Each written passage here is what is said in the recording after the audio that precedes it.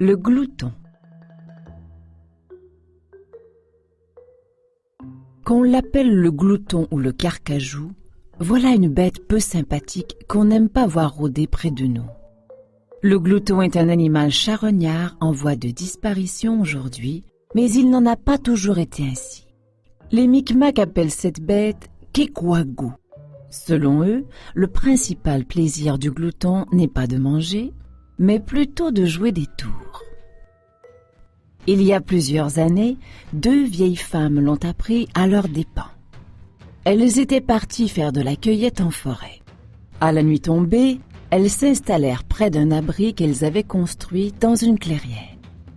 L'automne était déjà bien avancé, il faisait froid, et les vieilles décidèrent de faire un feu pour se réchauffer.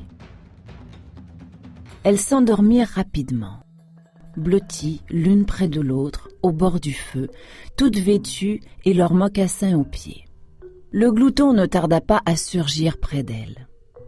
En ricanant, il prit une branche et poussa la braise vers le mocassin de l'une des dormeuses. Un tison s'enflamma.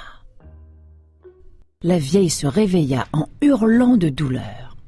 Elle plongea son pied dans une marmite d'eau posée près du feu et se mit à crier contre sa compagne. « Tu devrais avoir honte, tu ne sais donc pas dormir. Tu as failli causer ma mort. » Pendant que son ami mal éveillé tentait en vain de se défendre, le glouton ricanait dans son coin. Après une longue dispute, les 2 femmes finirent par se rendormir. Le glouton bondit sur l'occasion.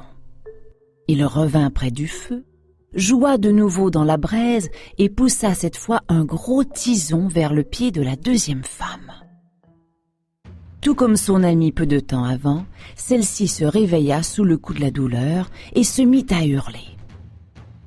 Elle plongea son pied dans l'eau de la marmite et manifesta sa colère contre sa compagne. « C'est bien la peine de m'insulter, c'est toi qui ne sais pas dormir. Tu m'as blessée, tu aurais pu me tuer. » L'autre vieille, encore ensommeillée, protesta mollement d'abord, puis plus férocement. Dans la forêt, on n'entendait plus que les cris des vieilles femmes. Elles étaient si fâchées qu'elles en vinrent même au cou, l'une frappant l'épaule de l'autre, l'autre ripostant en lui tirant les cheveux. Le glouton regardait la scène enchanté, et il riait, il riait. Il était si fier de son coup qu'il n'arrivait plus à arrêter de rire. Et il rit tant et si bien que la peau recouvrant ses côtes se déchira soudain. La bête se mit à crier de douleur à son tour. Les 2 vieilles femmes cessèrent leur dispute et aperçurent le glouton. Elles comprirent rapidement quel vilain tour on leur avait joué. Elles se précipitèrent sur lui et le frappèrent si fort qu'il tomba à leurs pieds. Le croyant mort, elles décidèrent de le faire cuire pour le manger et de l'écorcher pour suspendre sa peau dans leur campement. La peau leur rappellerait toujours qu'on doit avoir des preuves avant d'accuser qui que ce soit. La chaleur de l'eau bouillante ranima le glouton qui recouvra ses forces maléfiques et réussit à sortir de la marmite.